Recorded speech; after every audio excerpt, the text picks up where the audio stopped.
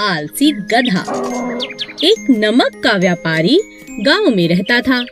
वह नमक की बोरियां शहर जाकर बेचता था। उसके पास एक गधा भी था जो बहुत आलसी था। व्यापारी अपने गधे का बहुत ध्यान रखता था, उसे अच्छा खाना भी देता और बहुत प्यार भी करता। गधा बहुत ही आराम परस्त था। एक दिन जब व्यापारी नमक की बोरियां लेकर शहर जा रहा था, तभी रास्ते में एक नदी आई। व्यापारी अपने गधे के साथ नदी पार करने लगा।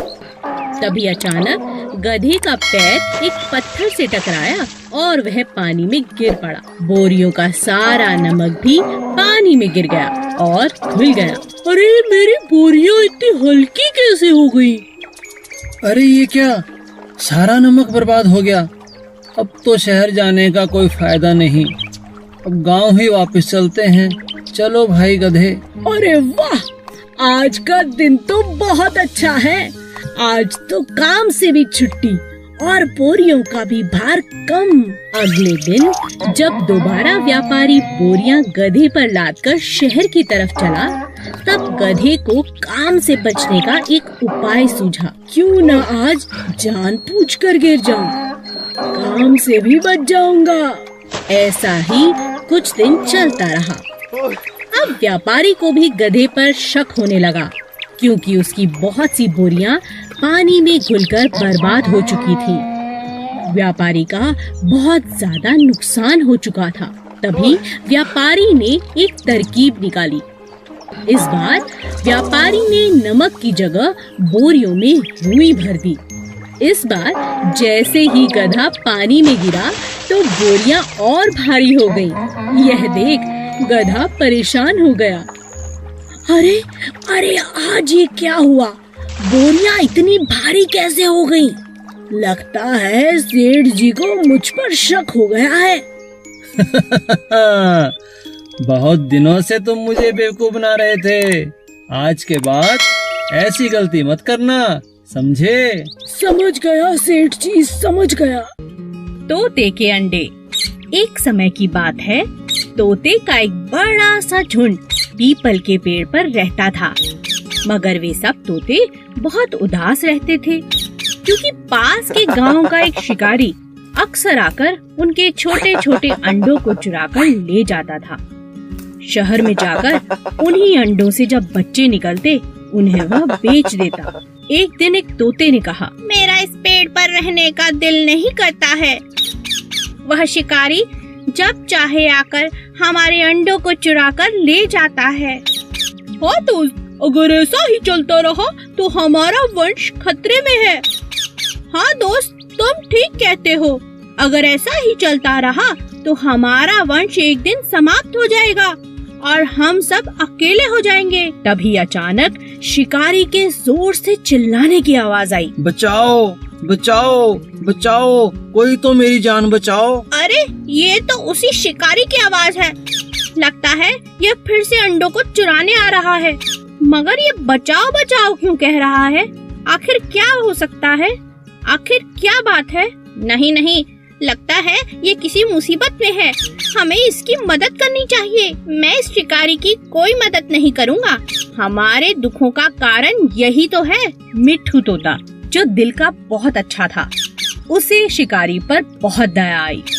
मिट्ठू तोते ने कहा, मैं उसकी मदद जरूर करूँगा। मिट्ठू तोते को छोड़कर कोई भी शिकारी की मदद करने के लिए नहीं गया। मिट्ठू तोता जब शिकारी की मदद करने पहुंचा, तो उसने देखा शिकारी दर्द से तड़प रहा है और उसके पैर पर सांप के दांतों के निशान हैं। लगता है शिकारी को सांप ने काटा है। मुझे इनकी जान बचानी होगी। मिट्ठू तोता तुरंत वैद्य जी के पास गया और उन्हें लेकर शिकारी के पास आया। वैद्य जी ने तुरंत सारा जहर निकाल दिया। धन्यवाद वैद्य जी, आज आपने मेरी जान बचा ली।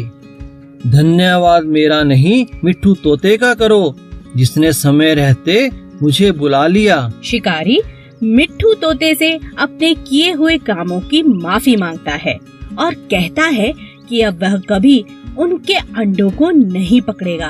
एक बुद्धि मेंढक। जंगल के किनारे एक तालाब था। वहाँ बहुत छोटे बड़ी मछलियाँ और मेंढक रहते थे। तालाब में दो बड़ी चतुर मछलियाँ थीं। एक था सोना, दूसरी था रानी। सभी जल जीव अपनी समस्या लेकर उन्हीं के पास आते थे। एक दिन जंगल किनारे तालाब में मछलियाँ पकड़ने के इरादे से कुछ मछुआरे आए। एक ने कहा, अरे देखो, यहाँ इस तालाब में तो मछलियाँ ही मछलियाँ हैं। चलो इन्हें पकड़े। तुम ठीक कहते हो, यहाँ बहुत मछलियाँ हैं, लेकिन इन्हें पकड़ने के लिए हमें एक बड़े जाल की जरूरत है। पहले हम अपना बड़ा जाल ले आते हैं, जिससे सभी मछलियाँ एक ही बार में हमारे जाल में फंस जाएंगी। हाँ हाँ, तुम ठीक कहते हो, चलो जाल लेकर आते हैं। उनकी बातें वहीं बैठे तालाब के मेंढक ने अच्छी तरह से सुन ली थी। वह नहीं चाहता था कि सभी मछलियों को ये मछुआरे मार दें, इसीलिए वह ये खबर लेकर सोना और रानी मछली को बताने के लिए गया। मछली मछली सुनो, मैं अभी देख कर आ रहा हूँ।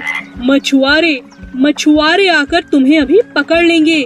कुछ ही देर में वो आते ही होंगे अपना बड़ा जाल लेकर। तुम बहुत डरपोक हो।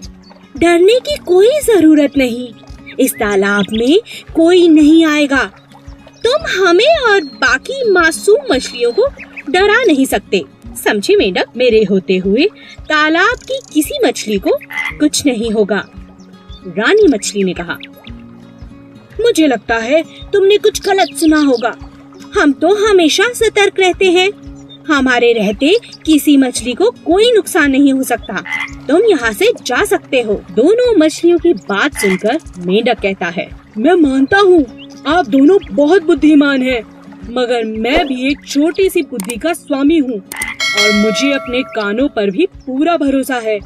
मैं अभी अपने परिवार के साथ यह तालाब छोड़कर जा रहा हूँ।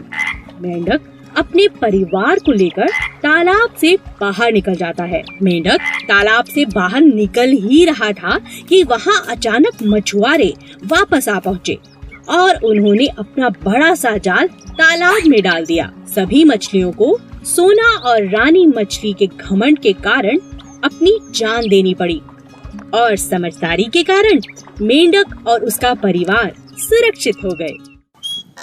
Please subscribe.